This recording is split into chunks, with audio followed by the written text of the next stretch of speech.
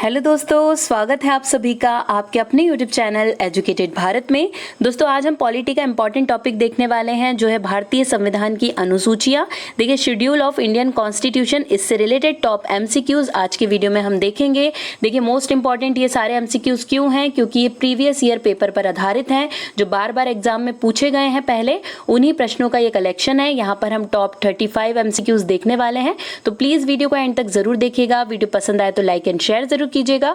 अगर अभी तक चैनल को सब्सक्राइब नहीं किया है तो प्लीज चैनल को सब्सक्राइब करके बेल आइकन प्रेस करना बिल्कुल भी ना भूलें। इस वीडियो का पीडीएफ आपको हमारे टेलीग्राम चैनल पर मिल जाएगा, लिंक डिस्क्रिप्शन में दिया हुआ है, वहां से टेलीग्राम चैनल को जरूर ज्वाइन कर लीजिए। चलिए स्टार्ट करते हैं। फर्स्ट क्वेश्चन है, भारतीय संघ के राज्यों का उल्लेख संविधान की किस अनुसूची में दिए गए हैं? मोस्ट इंपॉर्टेंट है, कई बार पूछा गया है। करेक्ट आंसर यहाँ पर हो जाएगा ए प्रथम। ठीक है, जो प्रथम अनुसूची है, सभी को पता है कि 12 अनुसूची है, उसमें से जो प्रथम अनुसूची है उसमें भारतीय संघ के राज्यों का उल्लेख किया गया है। देखिए 12 की 12 अनुसूची मोस्ट इंपॉर्टेंट है, तो आपको सारे ही क्वेश्चन देखने हैं क्योंकि यहां से बहुत ज्यादा क्वेश्चन एग्जाम में बनते हैं। भारतीय संविधान में कितनी अनुसूचियां हैं? तो यहां पर करेक्ट आंसर हो जाएगा ए 12। ठीक है, भारतीय संविधान में 12 अनुसूचियां हैं। ठीक है, ये बहुत पूछा जाता है, ये भी आपको याद रखना है। यदि भारत संघ के एक नए राज्य का सृजन करना हो तो संविधान की निम्नलिखित अनुसूचियों में किस एक को अवश्य संशोधित किया जाना चाहिए? किस एक को अवश्य संशोधित किया जाना चाहिए? तो करेक्ट आंसर यहाँ पर इसका हो जाएगा ए पहली। ठीक है, जो पहली अनुसूची है उसे अवश्य संशोधित किया जाना चाहिए। नेक्स्ट, भारतीय संविधान की निम्न दी गई अनुसूचियों में से कौन सी सूची राज्यों के नाम की सूची तथा राज्य क्षेत्रों का ब्यौरा देती है? मोस्ट इंपॉर्टेंट, कई बार एग्जाम में पूछा गया है। करेक्ट आंसर यहाँ पर हो जाएगा ए पहली अनुसूची जो है वही क्या होती है? राज्यों के नामों की सूची और राज्य क्षेत्रों का ब्यौरा देती है। संविधान की द्वितीय अनुसूची का संबंध किससे है? ठीक है, जो दूसरी अनुसूची है उसका संबंध किससे है? तो यहाँ पर करेक्ट आंसर इसका हो जाएगा ए महत्वपूर्ण पद अधिकारियों के वेतन से संबंधित है। ठीक है, जितने भी महत्वपूर्ण पदाधिकारी हैं उन सभी के वेतन से संबंधित है द्वितीय अनुसूची। न्यायाधीशों के वेतन एवं पेंशन संबंधी प्रावधान भारतीय संविधान के किस भाग में उपबंधित है?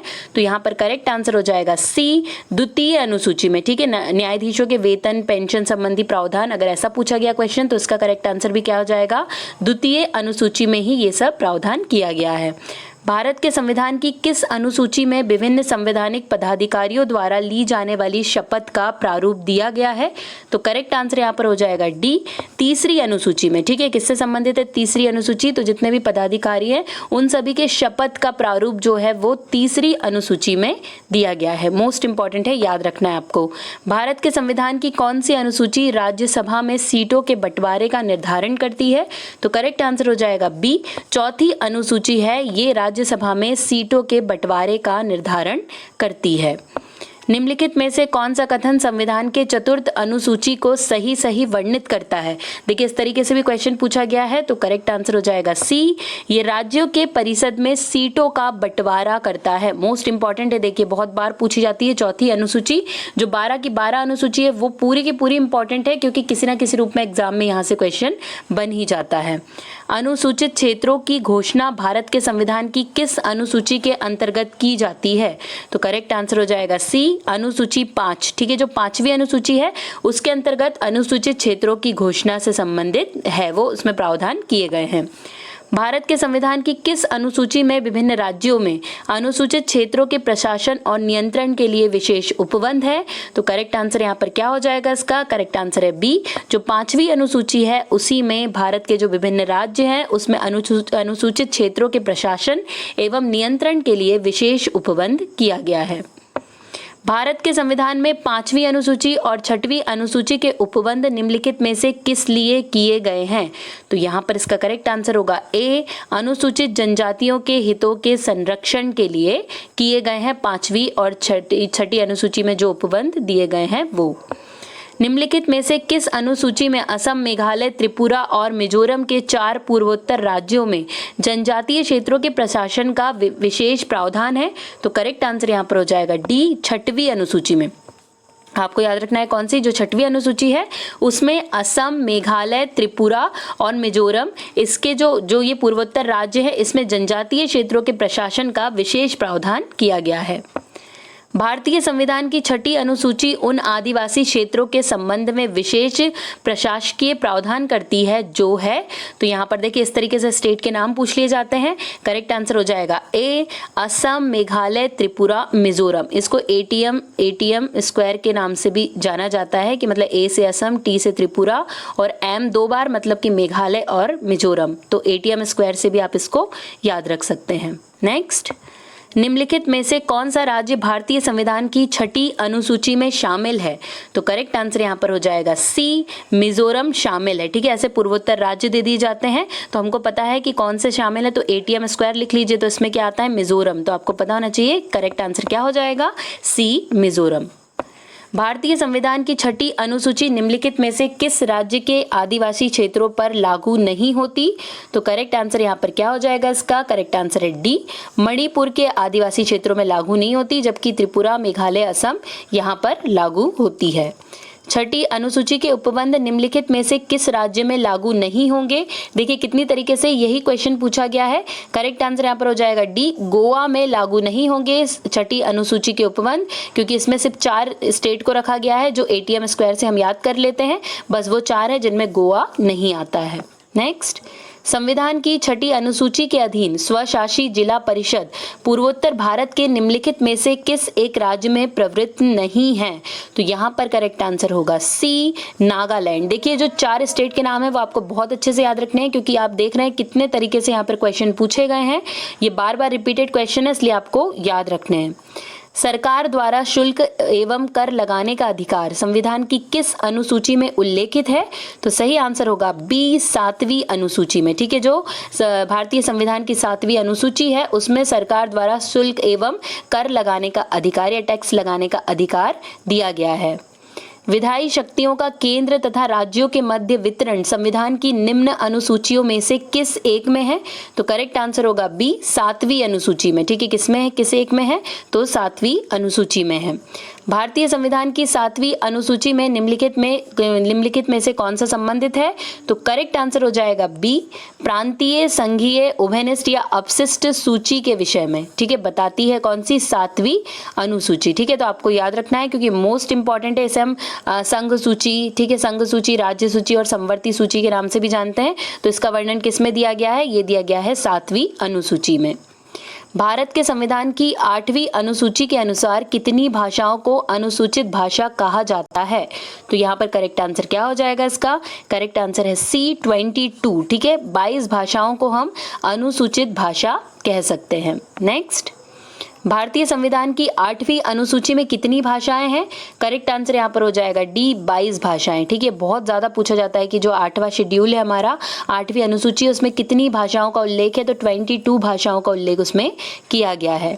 निम्न में से कौन सी भाषा भारतीय संविधान की 8वीं अनुसूची में उल्लेखित नहीं है? मोस्ट इंपॉर्टेंट क्वेश्चन, कई सारे एग्जाम में पूछा गया है। करेक्ट आंसर यहाँ पर हो जाएगा सी, अंग्रेजी का वर्णन नहीं है। मतलब जो 8वीं अनुसूची में 22 भाषा है उनमें कहीं भी अंग्रेजी का वर्णन नहीं है, जबकि संस्कृत, सिंधी, नेपाली ये सभी भाषा है, लेकिन अंग्रेजी नहीं है। भारतीय संविधान की 8वीं अनुसूची में कौन सी भाषाएं बाद में जोड़ी गई थी? तो यहाँ पर करेक्ट आंसर हो जाएगा सी, सिंधी, कोंकणी, मणिपुरी और नेपाली। ये बाद में जब अमेंडमेंट हुआ है, संशोधन हुआ है, उसके बाद ये भाषाएं जोड़ी गई है, और ये क्वेश्चन भी बहुत ज़्यादा एग्जाम में पूछा जाता है। राज्य भूमि सुधार संविधान की किस अनुसूची के अंतर्गत है? तो करेक्ट आंसर यहाँ पर इसका हो जाएगा सी, 9वीं अनुसूची। ठीक है, राज्य भूमि सुधार संविधान की किस अनुसूची के अंतर्गत है? तो ये 9वीं अनुसूची के अंतर्गत दिया गया है। किस संशोधन अधिनियम द्वारा अनुसूची 9 भारतीय संविधान में स्थापित की गई थी? मोस्ट इंपॉर्टेंट है। करेक्ट आंसर क्या हो जाएगा यहाँ पे? तो करेक्ट आंसर है डी, प्रथम संशोधन अधिनियम 1951 के द्वारा अनुसूची 9 को जोड़ा गया था भारतीय संविधान में। भारतीय संविधान की किस अनुसूची में दल बदल विरोधी कानून को रखा गया है? ये मोस्ट इंपॉर्टेंट है, बहुत सारे एग्जाम में पूछा गया है। करेक्ट आंसर हो जाएगा सी, 10वीं अनुसूची में दल बदल विरोधी कानून को रखा गया है। तो 10वीं अनुसूची मोस्ट इंपॉर्टेंट है, बार बार एग्जाम में पूछी जाती है। भारत के संविधान की किस अनुसूची का मिलान उसकी सामग्री के साथ गलत ढंग से किया गया है? तो करेक्ट आंसर यहाँ पर क्या हो जाएगा? सी, दूसरी अनुसूची भाषाएं नहीं, दूसरी अनुसूची भाषाओं से संबंधित नहीं है। फटाफट फटाफट कमेंट करके बता दीजिए कि दूसरी अनुसूची किससे संबंधित है। हम आप भी पढ़कर आए हैं तो आपको ये पता होगा। तो ये वाला जो सी ऑप्शन हो जाएगा ये गलत हो जाएगा, क्योंकि दूसरी अनुसूची भाषाओं से संबंधित नहीं है। नेक्स्ट, दल बदल के आधार पर निर्वाचित सदस्यों की अयोग्यता संबंधी विवरण संविधान की किस अनुसूची में दिया गया है? करेक्ट आंसर हो जाएगा सी, 10वीं अनुसूची में। देखिए इस तरीके से भी क्वेश्चन पूछा जा रहा है, जहां भी दल बदल वर्ड आपको दिखाई दे तो समझ जाइए कि 10वीं अनुसूची इसका करेक्ट आंसर होगा। भारतीय संविधान की 10वीं अनुसूची के तहत लोकसभा के किसी भी सदस्य की अयोग्यता से संबंधित किसी भी मुद्दे पर अंतिम निर्णय किसके द्वारा लिया जाता है? मोस्ट इंपॉर्टेंट क्वेश्चन, बहुत ज्यादा पूछा गया है क्वेश्चन भी। करेक्ट आंसर हो जाएगा डी, अध्यक्ष, जो लोकसभा का अध्यक्ष होता है उसके द्वारा ये निर्णय लिया जाता है कि कौन से सदस्य की अयोग्यता से संबंधित जो भी मुद्दा होता है उसका अंतिम निर्णय लोकसभा के अध्यक्ष के द्वारा लिया जाता है।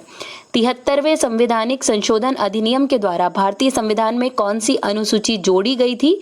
तो यहाँ पर करेक्ट आंसर इसका हो जाएगा डी, 11वीं अनुसूची। ठीक है, कौन सी अनुसूची जोड़ी गई है? तो 11वीं अनुसूची जोड़ी गई है।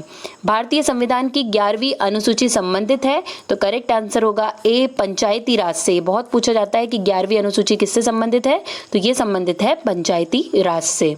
संविधान के 73वें संशोधन द्वारा पंचायतों को निर्दिष्ट किए जाने वाले कार्य निम्नलिखित में वर्णित हैं, तो सही आंसर यहाँ पर हो जाएगा ए, 11वीं अनुसूची में। ठीक है, किस में वर्णित है? 11वीं अनुसूची में वर्णित है।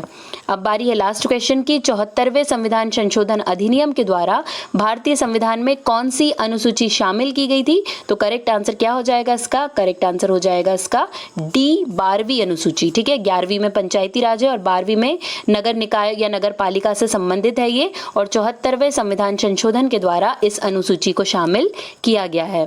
यहीं पर दोस्तों हमारे सारे एमसीक्यूज कंप्लीट होते हैं। वीडियो पसंद आया होगा तो लाइक जरूर कर दीजिएगा, आपका एक लाइक बहुत ज्यादा मोटिवेट करता है। आज के लिए बस इतना ही। अब आपसे मुलाकात होगी एक नए वीडियो के साथ। तब तक के लिए पढ़ते रहिए, आगे बढ़ते रहिए। जय हिंद, जय भारत।